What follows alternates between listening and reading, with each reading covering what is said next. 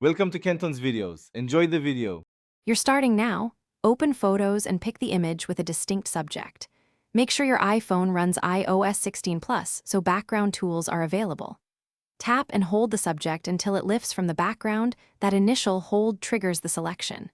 If the subject isn't fully selected, tap edges and drag to nudge the selection. You want clean edges before proceeding. Once the subject looks isolated, choose Copy or Share to continue. This gives you the cropped subject, ready for background removal. Now refine the cutout so the subject looks natural. You can use Photos Markup or a dedicated app like Photoshop Express for tricky edges such as hair or semi-transparent areas. Zoom in to about 200% and carefully erase spill or add back missed pixels with small brush strokes.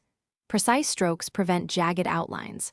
Once you've cleaned edges, apply slight feathering or smoothing to blend the subject. Make sure to preview on dark and light backgrounds so tones and shadows remain convincing. Finish by placing the isolated subject onto the new background and adjust scale, rotation, and position to match perspective and lighting.